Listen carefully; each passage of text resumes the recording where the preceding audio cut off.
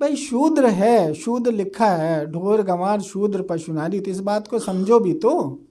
अब कह रहे हो हमें हमें लिख दिया गया है, उस चौपाई को हटा दो, हमें कोई दिक्कत नहीं। तो ये तो कोई बात हुई नहीं। यदि आप उस हिंदू धर्म व्यवस्था को ढोते रहना चाहते तो शूद्र बने रहने में क्या प्रॉब्लम है? वो तो उसमें बहुत, उसने तो फिर भी सॉफ्ट उससे दिया है, बहुत सहज ढंग से। स्मृतियों को पढ़ लो और दूसरे ग्रंथों में तो धर्म सूत्रों को पढ़ दो तो और भयानक है, गालियाँ लिखी गई हैं आपके लिए। तो वो तो कह रहा है सिर्फ ताड़ने की बात कह रहा है, रामचरितमानस, डोर गंवार शूद्र पशु नारी सकल ताड़ना के अधिकारी। उधर तो पीछे लिखा हुआ है रांगा भर दो कानों में, जीभ काट दो, गर्दन से अलग कर दो, इतनी सारी चीज़ें लिखी हैं। तो आप उस व्यवस्था उसको यदि नकार रहे हो, यदि उसको प्यार और मोहब्बत से देख रहे हो, तो आपको फिर आपत्ति करने का कोई हर्ज नहीं। और या तो फिर छोड़ रहे हो तो पूरी तरह छोड़ दो, आप मुक्त हो जाओगे।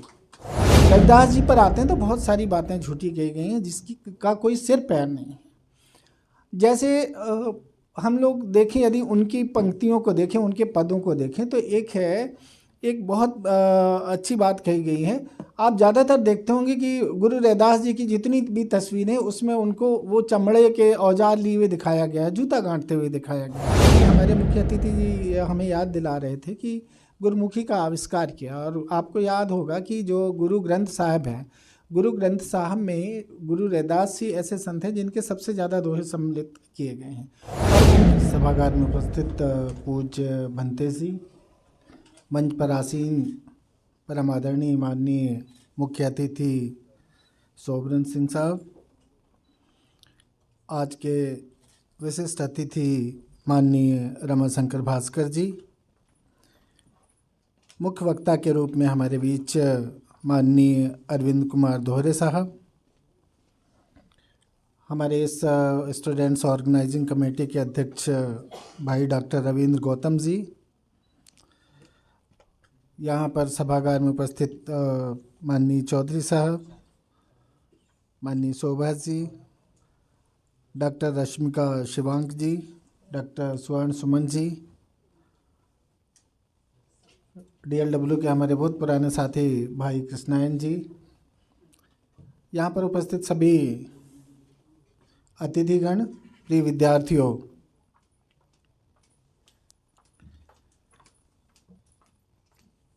आज संत शिरोमणि श्री गुरु रविदास जी की जयंती के अवसर पर हम लोग ये 2 दिवसीय कार्यक्रम की शुरुआत आपके द्वारा की गई है। मैं अपनी ओर से आप सभी को इस पावन दिवस की हार्दिक बधाई और शुभकामनाएं देना चाहता हूं।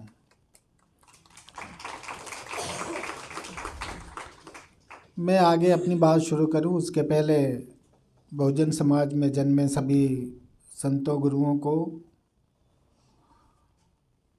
कोट से नमन करना चाहता हूं, जिन्होंने इस देश में समता मूलक समाज आंदोलन के संघर्ष को आगे बढ़ाया। इनमें विशेष तौर पर आधुनिक भारत में जन्मे सामाजिक क्रांति के पितामह महात्मा ज्योतिबा राव फुले, आरक्षण के जनक महाराजा छत्रपति साहू जी महाराज,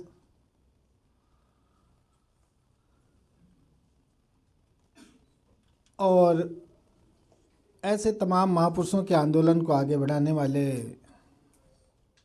तथा भारतीय संविधान के निर्माता परम पूज्य बाबा साहब डॉक्टर भीमराव अंबेडकर, और आधुनिक युग में इन महापुरुषों की विचारधारा को आगे बढ़ाने वाले बहुजन नायक नाम से मशहूर माननीय कांशीराम जी को अपना श्रद्धा सुमन अर्पित करता हूँ। साथियों, बहुत सारी बातें हमारे आज के अतिथिगणों ने आपके सामने रखी हैं। मुझे नहीं लगता कि कोई ऐसी बात जो छूट गई है जिसको मुझे उसको दोहराने की आवश्यकता है।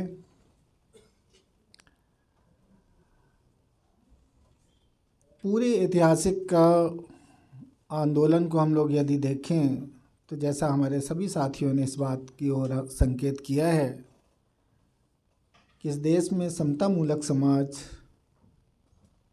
बनाने की जो आरंभिक परिकल्पना है वो भगवान बुद्ध से शुरू होकर के और आज तक चली आ रही है। एक सतत संघर्ष का दीर्घकालिक इतिहास 100-200 वर्षों का नहीं, हजारों साल का है।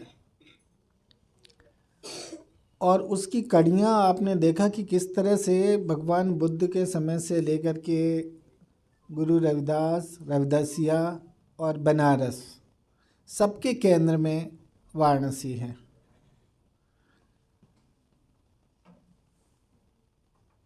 भगवान बुद्ध को अक्सर आधुनिक जो लेखक हैं अपनी किताबों में कहते हैं कि खास करके जो वैदिक ब्राह्मण परंपरा से जुड़े हुए लेखक हैं, विचारक हैं, कि काशी ब्राह्मणवाद का गढ़ है और यहाँ भगवान बुद्ध भी नहीं प्रवेश कर सके। उन्हें भी बनारस के दूसरे छोर पे ही रुक जाना पड़ा। अभी हमारे मुख्य अतिथि जी कह रहे थे जो भी बातें लिखी गई हैं वो गुरु जी के बारे में वो 85% झूठ हैं। बिल्कुल ये अक्षरशः सत्य है। उसी में से एक झूठ ये भी है। और पूरा इतिहास ऐसे झूठ से भरा पड़ा है। वास्तविक चीज़ें हमें भी पता नहीं है और हम ढूंढने की कोशिश भी हम लोगों ने नहीं की है। इधर कांसीराम साहब ने जब से हमको सोते से जगाया है, जैसा कि हमारे अतिथि कह रहे थे, तब से थोड़ा हमने ढूंढना शुरू किया है, कुछ नए ढंग से विचार करना शुरू किया है। और उन तमाम महापुरुषों को जिसको यह देश नहीं जानता था, हम भी नहीं जानते थे कि हमारे पुरखे हैं, हमारे मुक्तिदाता हैं, उनको हम नहीं जानते थे, उनसे हमें रूबरू कराया। एक नहीं, ऐसे हजारों देश के कोने कोने में छोटे बड़े सभी स्तर के महापुरुषों से कांसीराम साहब ने हमें अवगत कराया। तो जब अवगत कराया तो धीरे धीरे हमारी आंखें खुलती गईं और उस झूठ से पर्दा भी उठने लगा। उस झूठ से पर्दा भी उठने लगा है। मैं भगवान बुद्ध से शुरू करना चाहता हूँ। और जैसा कि मैंने कहा कि जितना भी बौद्ध साहित्य है, प्राचीन साहित्य है, उसमें कहीं पर भी सारनाथ अलग नहीं है। भगवान बुद्ध गया से ज्ञान प्राप्त करके जब चलते हैं तो वहाँ आते हैं वाराणसी के मृगदाव में, वाराणसी के इसीपत्तन में। इसीपत्तन कहाँ है? वाराणसी में है। और तमाम जातक कथाएं हैं वहाँ पर, ये स्पष्ट उल्लेख मिल जाता है कि वहाँ पर जो बौद्ध की जो सनातन परंपरा है, अब आज के उसमें इतना गूढ़ हो गया। सनातन मतलब हिंदू धर्म, सनातन मतलब वैदिक धर्म। पूरे बौद्ध साहित्य में लिखा हुआ है यही धम्म सनातनो। और बुद्धों की एक लंबी परंपरा है। उस परंपरा की खोज कब और कौन करेगा, एक बड़ा सवाल है। जिस दिन ये शुरू हो जाएगा तो उस झूठ से पर्दाफाश भी हो जाएगा। वाराणसी के इसी पत्तन में आकर के, और उसके पहले यहाँ पर कोई ब्राह्मण धर्म या वैदिक ब्राह्मण धर्म का नामो निशान नहीं था। पौराणिक पीरियड में ही यहाँ पर ब्राह्मण धर्म का वर्चस्व कायम होता। उसके पहले यहाँ यक्षों का साम्राज्य था। और उसके पहले तमाम जो अपना ब्रह्म जितने भी जातक कथाएँ हैं 545 के आसपास, वहाँ पर उसमें अधिकांश जातक कथाओं में यहाँ के राजा ब्रह्मदत्त से शुरू होती है। हर कहानी ब्रह्मदत्त से शुरू होती है। तो इस तरह से यहाँ पर ये बौद्ध नगरी थी, बौद्धों का वर्चस्व था। और हम इसको और थोड़ा विस्तार से समझना चाहेंगे तो ये श्रमण परंपरा का केंद्र रहा है बनारस। यह बात अलग है कि पौराणिक स्मृति और पौराणिक पीरियड में यहाँ पर ब्राह्मण धर्म का वर्चस्व हो गया, लेकिन तब भी चुनौती देने वालों की कमी नहीं थी। और उन चुनौती देने वालों में जब शंकराचार्य की कहानी आपने देखा होगा, जब शंकर दिग्विजय जो ग्रंथ है उसमें आता है कि शंकराचार्य भी जब यहाँ आए और तमाम शास्त्रार्थ किया, सबको परास्त कर दिया, और फिर जब वो थक करके गंगा स्नान के लिए जाते हैं तो वहाँ पर सीढ़ियों पर एक चांडाल से मुलाकात हुई। और चांडाल ने अपने सवालों में के सामने उसको नतमस्तक कर दिया, मतलब एक तरह से संज्ञा शून्य कर दिया, कोई जवाब नहीं सूझा और वो उनको नतमस्तक करके प्रणाम करा उस चांडाल को। ये चांडाल कौन है? ये चांडाल को कहानी गढ़ दी गई। कैसे कहानी गढ़ दी गई कि चांडाल वेश में भगवान शिव थे। क्यों? क्योंकि चांडाल को नतमस्तक कोई ब्राह्मण कैसे करेगा जो दिग्विजय के लिए निकला है, वैदिक धर्म की पुनर्स्थापना के लिए निकला है। एक ब्राह्मण जो समाज व्यवस्था में सर्वश्रेष्ठ है, वो चांडाल से कैसे हार सकता है? कतई नहीं हार सकता है। वो भूदेव है, धरती पर देवता है। वो ईश्वर भी उसके मंत्रों के सहारे चलते फिरते हैं। तो हो ना हो, ये तो चांडाल नहीं है, चांडाल वेशधारी ब्राह्मण, वो सॉरी भगवान शिव हैं। लेकिन जब चांडालों की हम कहानियाँ पढ़ते हैं, बनारस में बहुत सारे हमारे विद्यार्थी हैं, मेरे विद्यार्थी में जो इस पर काम कर रहे हैं, कि यहाँ पर एक प्रख्यात बस्ती थी चांडालों की, बनारस के पास। हमें ऐसा लगता है ये चांडाल बस्ती और कोई नहीं, ये चंदौली जो है ना, वो चांडाल कभी चंदौली से चंदौली हो गया, और कोई नहीं है दूसरा। जो चंदौली है वही चांडालों की प्रख्यात बस्ती है, कभी थी।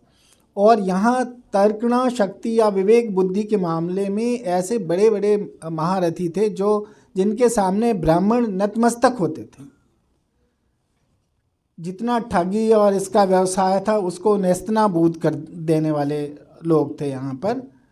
और ऐसे ही एक चांडाल विद्वान मनीषी से शंकराचार्य का सामना हुआ और उन्हें उनके सामने बुद्धि और विवेक या प्रज्ञा के सामने उनको नतमस्तक होना पड़ा।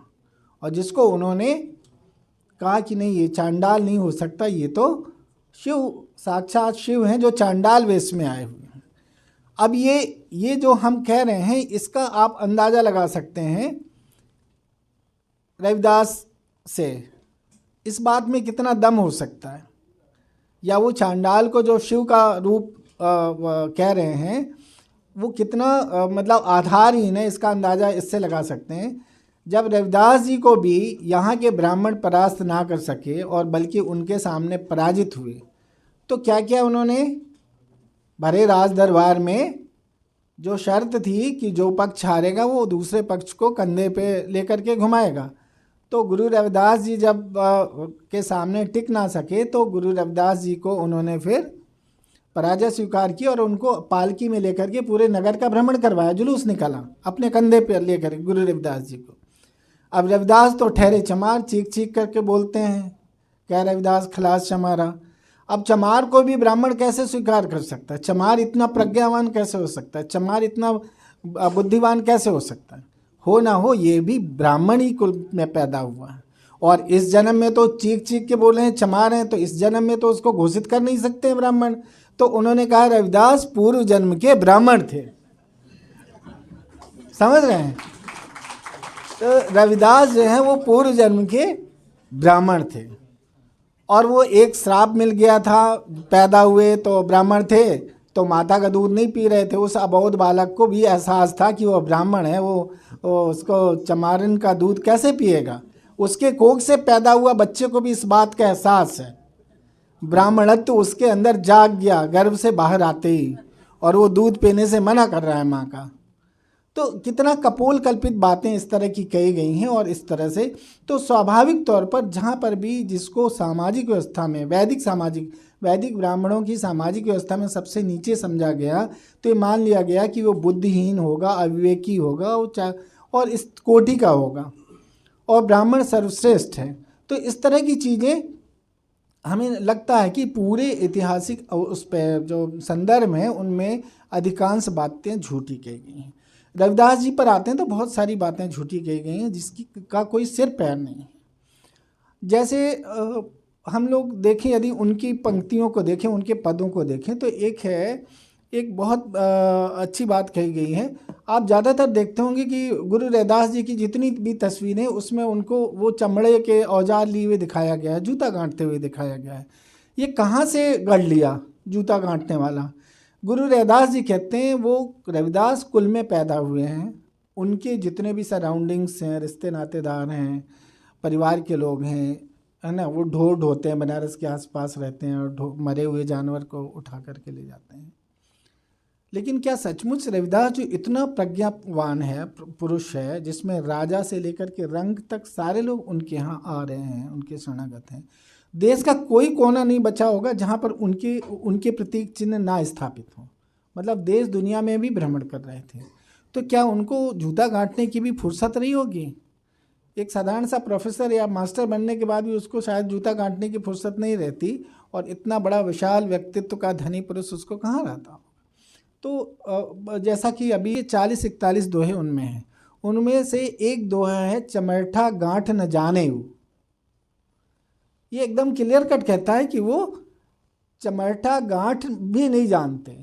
गांठ मतलब जब रिपेयर करते हैं तो गांठ लगाते हैं, और वो खुद कहते हैं कि मेरे पास नई रापी और आर भी नहीं है। अगली की पंक्ति में कहते हैं कि मेरे पास जो जूते गांठने के लिए जो औजार होता है, रापी जिससे चमड़ा काटा जाता है और आर जिससे सिला जाता है, छेद करके उसमें धागा डाला जाता है, वो भी उसी एक मटेरियल का होता है, जानवर के उसका, तो वो भी नहीं है मेरे पास। तो ना उनके पास औजार हैं और ना ही उनके पास उनको गांठ लगाना आता है। फिर जूता गांठ करके फ्री में कैसे बांट रहे होंगे?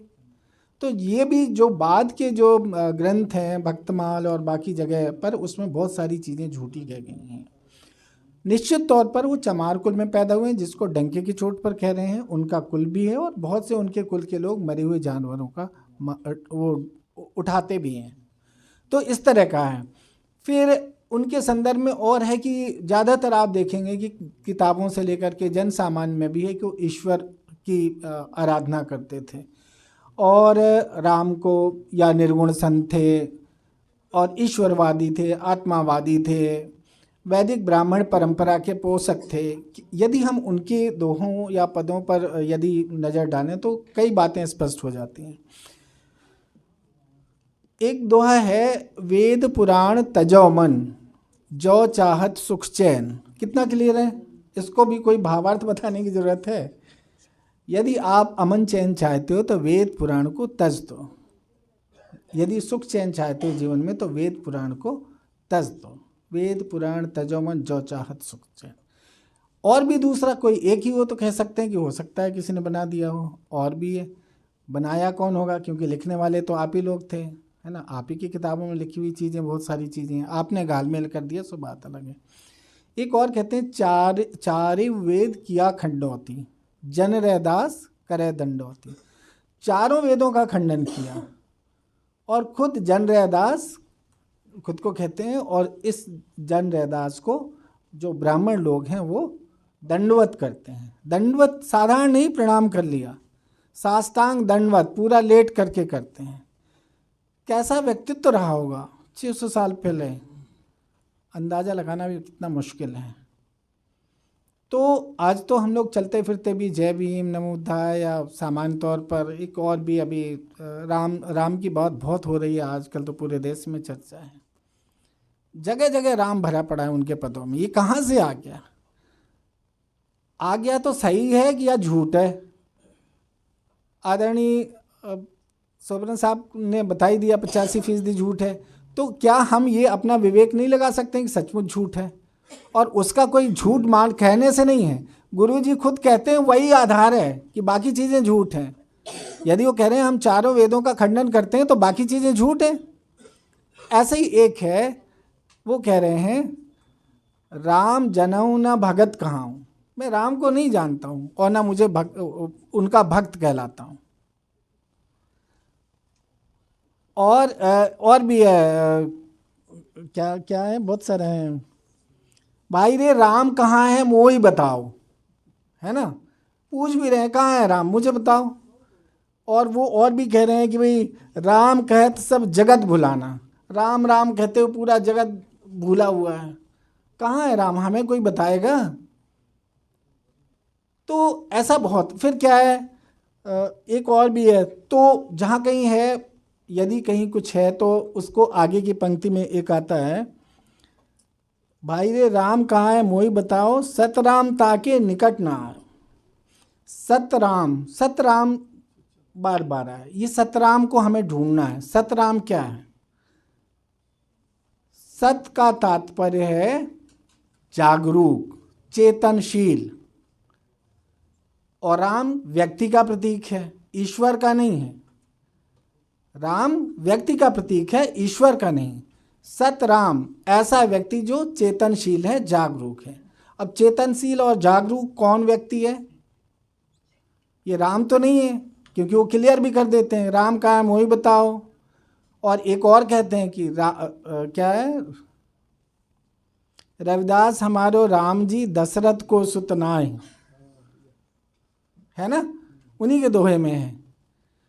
तो और इसके बाद और भी बहुत सारी चीज़ें हैं जहाँ पर वो प्रज्ञा ज्ञान की बात करते हैं, निर्वाण की बात करते हैं, है ना, सहज और सत्य समाधि की बात करते हैं, जहाँ पूरा का पूरा अष्टांगिक बुद्धिज्म का 4 आर्य सत्य और अष्टांगिक मार्ग का कॉन्सेप्ट आपको मिल जाएगा। निब्बान की परिकल्पना को बहुत बेहतर ढंग से हम उस पर बात करेंगे तो बहुत लंबा हो जाएगा। निर्वाण की कॉन्सेप्ट को एक जो जीवित अवस्था व्यक्ति भी कैसे निर्वाण प्राप्त करता है, और फिर वो शरीर त्यागने के बाद की जो निर्वाण की अवस्था है उसको भी बहुत बेहतर ढंग से डिफाइन किया हुआ है गुरु रविदास जी ने। तो ऐसे बहुत सारे पद हैं जहाँ पर ये क्लियर कर देते हैं कि जो रविदास के बारे में जो एक तरह का जो हमारे सामने जो प्रस्तुतियाँ हैं वो उसमें बहुधा बहुतायत में झूठी चीज़ें कही गई हैं, और उनके समानांतर जो चीज़ें गई हैं वास्तविक रविदास को वही परिलक्षित करती हैं। और उनमें हूबहू यदि हम उनकी इन चीज़ों को देखते हैं तो चाहे पूरा का पूरा वैदिक ब्राह्मण परंपरा का नकार दिखाई देता है, और हूबहू उनकी जितने भी जितनी भी शिक्षाएं हैं उनका पूरा का पूरा जो अक्ष है उसमें बौद्ध सिद्धांतों का प्रतिबिंब देख सकते हैं। एक दो उदाहरण से हम लोग समझ सकते हैं। जैसे एक जो कहते हैं बौद्ध धर्म में क्या है कि जाति व्यवस्था पर बहुत बात कही जाती है ना। तो रविदास जी का एक प्रख्यात दोहा है, रविदास जन्म के कारणे होत न को नीच, निज कर्मन के कारणे होत ऊंच और नीच। अब पाली में इसी को भगवान बुद्ध ने क्या क्या है, न जच्चा वसलो होती न जच्चा होती ब्राह्मणों। भंते जी बैठे हैं, आप सब लोग भी प्रबुद्ध हैं, जानते हैं, न जच्चा वसलो होती न जच्चा होती ब्राह्मणों, कमना वसलो होती कमना होती ब्राह्मणों। जच्चा मतलब जन्म से, होती होता है, न जच्चा वसलो होती, वसल मतलब शूद्र, है ना, जन्म से कोई शूद्र नहीं होता और जन्म से कोई ब्राह्मण नहीं होता। खुद के कर्मों से कोई व्यक्ति शूद्र या ब्राह्मण हो सकता है। तो ये पूरा बिल्कुल एक एक वर्ड टू वर्ड कहते हैं। आजकल शूद्र पे बहुत बवाल मचा हुआ है ना। कह रहे हैं भाई रामचरितमानस में लिख दिया है। अभी तो कमिश्नर साहब ने बहुत अच्छी बात कही, हमें दूसरों को गाली देने से क्या फ़ायदा है, हम अपनी आदतें तो सुधारते नहीं, दूसरों को गाली देने में लगे। भाई वो अपना काम कर रहा है, आप अपना काम कर रहे हो, नहीं कर रहे हो। सोबरन साहब जानते हैं, कांसी राम साहब कहते थे कि ऐसे मंच लगाते हैं लोग, इकट्ठे होते हैं और ब्राह्मणों को, ब्राह्मणवाद को गालियां देते हैं और तालियां पिटवाते हैं। तो बोले कि ताली और गाली से बात बनने वाली नहीं है ना। दूसरे को गाली दे करके, कमिश्नर साहब भी वही बात कह रहे हैं, सब लोग कह रहे हैं, जो भी प्रबुद्ध है, जो इस बात को समझ रहा है वो कह रहा है दूसरे को गाली देने से बात नहीं बनने वाली है। और हमारे महापुरुष अभी हाल तक समझाते गए हैं, लेकिन हम लोग समझने को तैयार नहीं हैं।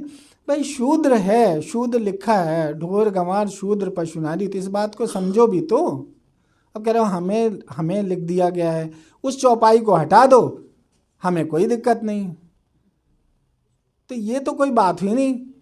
यदि आप उस हिंदू धर्म व्यवस्था को ढोते रहना चाहते तो शूद्र बने रहने में क्या प्रॉब्लम है, उस व्यवस्था का हिस्सा ही है, वहाँ रहेंगे तो आप शूद्र ही संबोधित किए जाएंगे। अब उस व्यवस्था में बने रहना चाहते हो और कह रहे हो कि हमें ये गाली क्यों दे रहे हैं, तो ये तो नहीं, क्योंकि उसमें बहुत, उसने तो फिर भी सॉफ्ट उससे दिया है, बहुत सहज ढंग से। स्मृतियों को पढ़ लो और दूसरे ग्रंथों में तो धर्म सूत्रों को पढ़ दो तो और भयानक है, गालियाँ लिखी गई हैं आपके लिए। तो वो तो कह रहा है सिर्फ ताड़ने की बात कह रहा है रामचरितमानस, ढोर गंवार शूद्र पशु नारी सकल ताड़ना के अधिकारी। उधर तो पीछे लिखा हुआ है रांगा भर दो कानों में, जीभ काट दो, गर्दन से अलग कर दो, इतनी सारी चीज़ें लिखी हैं। तो आप उस व्यवस्था को यदि नकार रहे हो, यदि उसको प्यार और मोहब्बत से देख रहे हो, तो आपको फिर आपत्ति करने का कोई हर्ज नहीं। और या तो फिर छोड़ रहे हो तो पूरी तरह छोड़ दो, आप मुक्त हो जाओगे पूरी तरह से उस व्यवस्था का परित्याग करने में। ऐसे इस तरह से मल मूत्र जैसा हम त्याग देते हैं ना, और उसकी तरफ पलट के नहीं देखते, ऐसे ही इस व्यवस्था को भी त्यागना पड़ेगा, तब हमें इस देश में बहुजनों को मुक्त। कांसीराम साहब बहुजन के कॉन्सेप्ट में एक बैनर पे SC ST OBC को इकट्ठा कर रहे हैं, तो बहुजन कहने में भी लोगों को दिक्कत हो रही थी। भाई वही तो हैं जो शूद्र और अति शूद्र हैं, उन्हीं को तो संवैधानिक नाम दे दिया गया SC ST and OBC, other backward सभी हैं, बैकवर्ड सभी हैं। कुछ फॉरवर्ड कम्युनिटीज़ हैं, कुछ बैकवर्ड हैं। फॉरवर्ड का कोई नाम वैसा संविधान में नहीं दिया गया है, लेकिन ये अंडरस्टूड है। और वो उस बैकवर्ड में ये बहुजन समाज के ही लोग हैं, SC ST and other backward communities, इसलिए अदर बैकवर्ड कहा है। बैकवर्ड तो SC ST और OBC सभी लोग हैं, तो उसमें भी कैटेगरी अलग अलग तरह की है। शैक्षिक और सामाजिक स्तर पर सभी पिछड़े हैं, कोई कम पिछड़ा है, कोई ज़्यादा पिछड़ा हुआ है। तो इस तरह की बहुत सारी चीज़ें हैं जो हमारे महापुरुषों ने हमें सिखाई हैं और आज भी सिखा रहे हैं।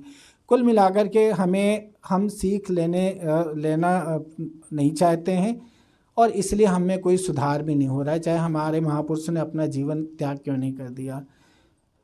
जिस बहुजन के कॉन्सेप्ट को इकट्ठा या बहुजन समाज के इकट्ठे होने की बात कांसीराम साहब कह रहे हैं, गुरु रैदास भी वो मधुमक्खियों का उदाहरण देकर के कह रहे हैं, है ना, साधो एक साथ मिलकर रहिए, ठीक वैसे ही जैसे मधुमक्खी, है ना।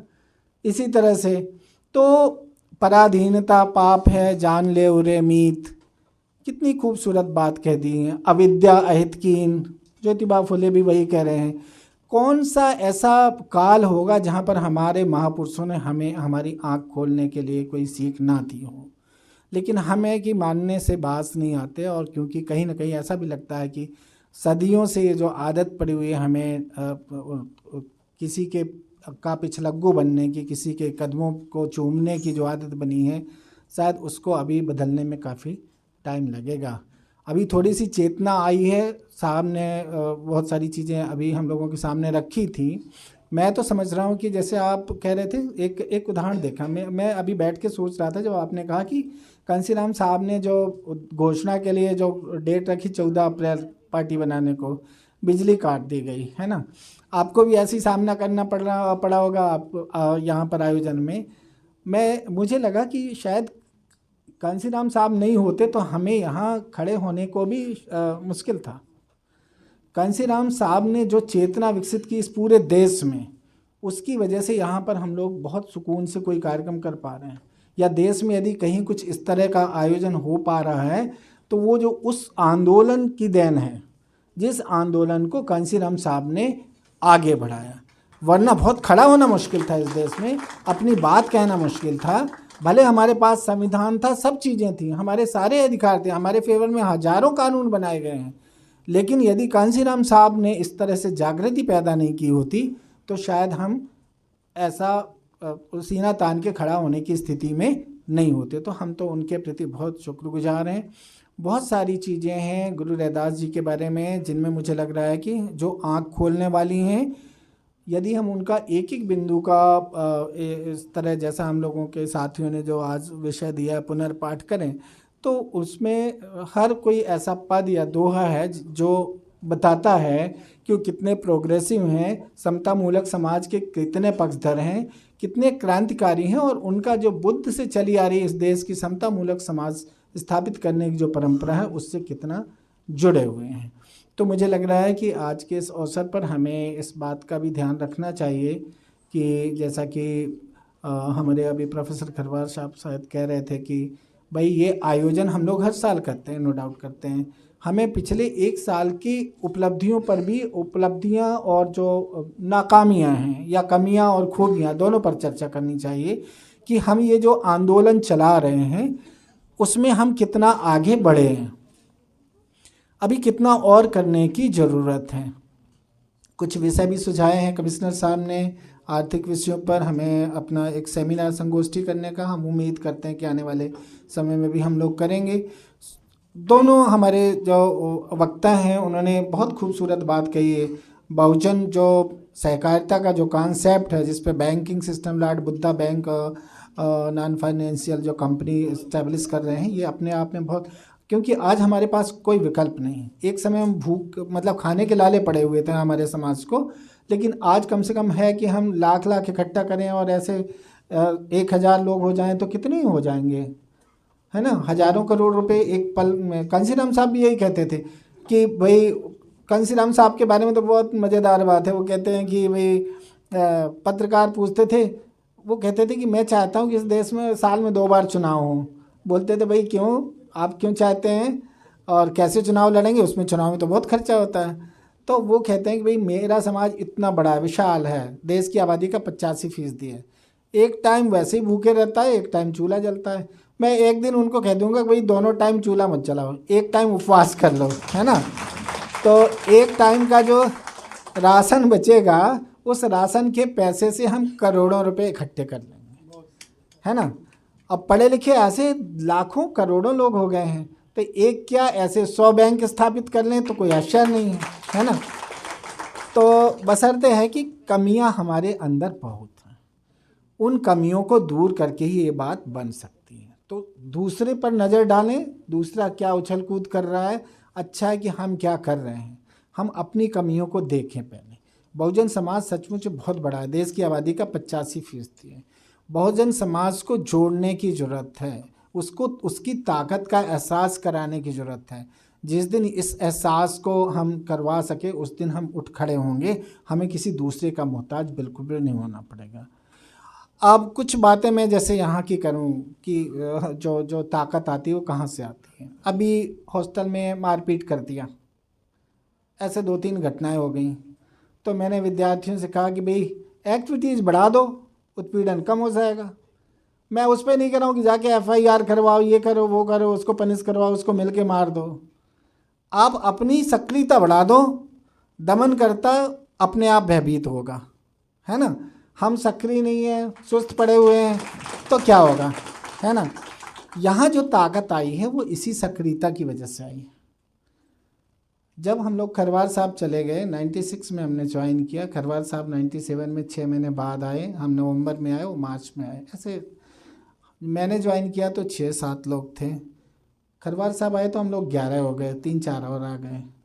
जो कहानी शुरू होती, देखिए, जब हमें ये हथियार मिल गया कि सरकार का दबाव है, ये नहीं कर रहे हैं, अपॉइंटमेंट नहीं करेंगे तो ग्रांट रोक देंगे। जब इन्होंने नहीं किया तो ग्रांट नहीं रोकी, हम लोगों ने चिट्ठी लिखी कि आपका चिट्ठी तो ये कहता है कि ये भर्ती नहीं करेंगे तो ग्रांट रोक देंगे, आपने ग्रांट रोकी। तो जब हमने चिट्ठी लिखी UGC को तो उन्होंने केवल 17 करोड़ की ग्रांट रोक दी, और जब 17 करोड़ की ग्रांट रुकी तब भर्तियाँ चालू हो गई। तो हम लोग 31 हो गए, 34 हो गए, 35 हो गए, 45 हो गए, 52 हो गए, बढ़ते चले गए, कभी 75, फिर 85 और आज लगभग 350 प्रोफेसर। उसके लिए बहुत लड़ा है, उसके लिए बहुत गालियाँ खाई हैं लोग। गुंडा मौली मेडिकल की मैम बैठी हैं, इनके यहाँ एक संगीता जी हैं ब्रजेश अस्तावल से, उन्होंने किसी दिन चर्चा करी कि अरे वो किसी ने नाम ले दिया, कोई अहिरवाज जी हैं, अरे उनकी बात मत करो, बहुत गुंडा आदमी है। तो ब्रजेश जी ने बताया, वो संगीता बता रही होंगी। तो बोले क्यों, गुंडा क्यों, तो प्रोफेसर है। बोले नहीं गुंडा है, अभी कोई घटना हो जाएगा ना 100 लड़के इकट्ठे आ जाएंगे।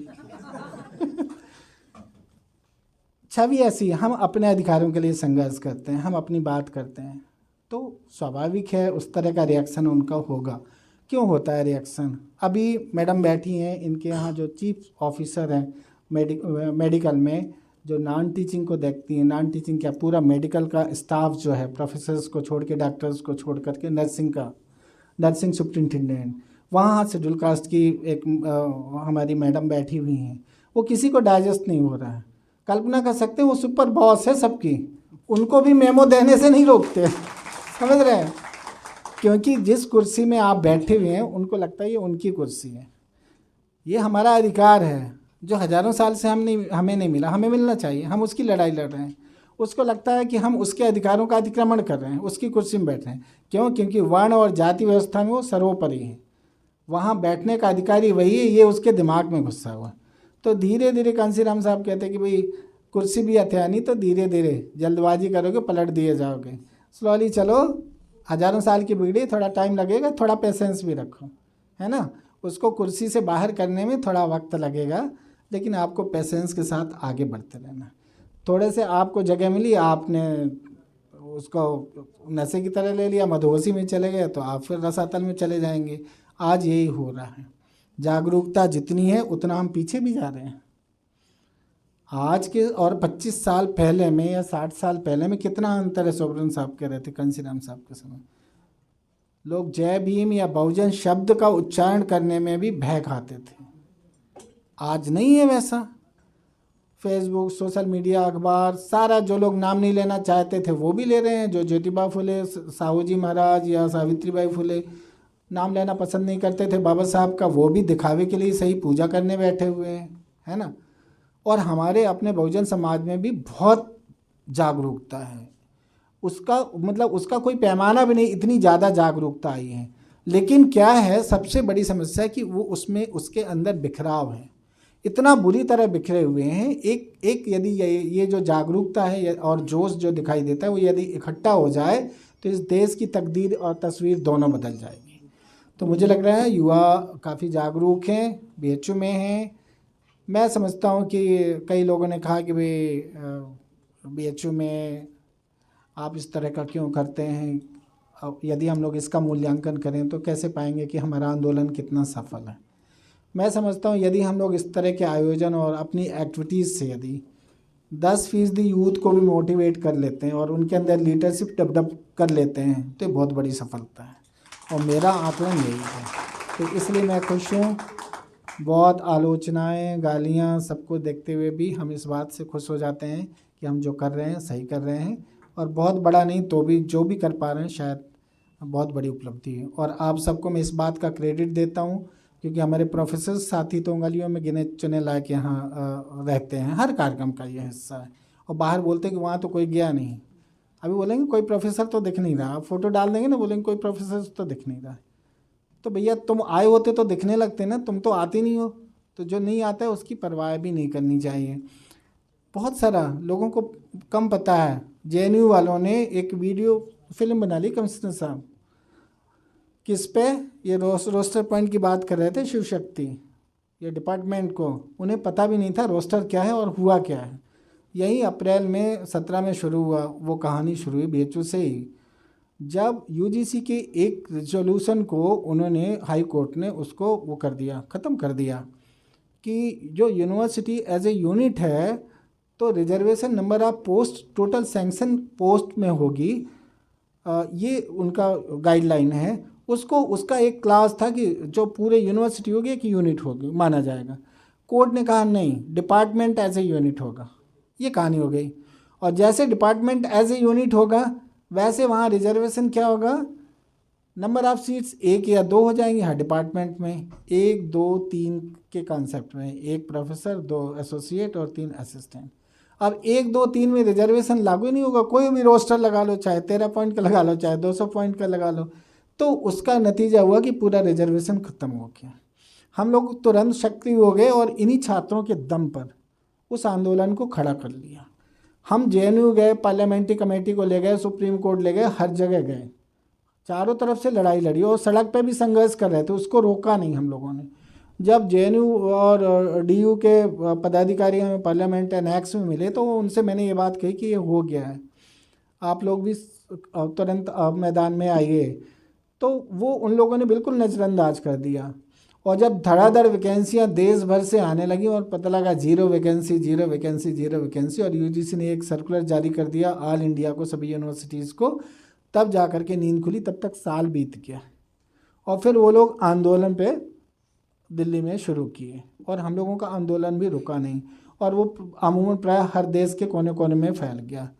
तब जा कर के ये सफल हुआ कि उसको अमेंडमेंट करना पड़ा, नया कानून बनाना पड़ा, और आज यूनिवर्सिटी ऐसे यूनिट हो गया जिसमें ओबीसी को भागीदारी है।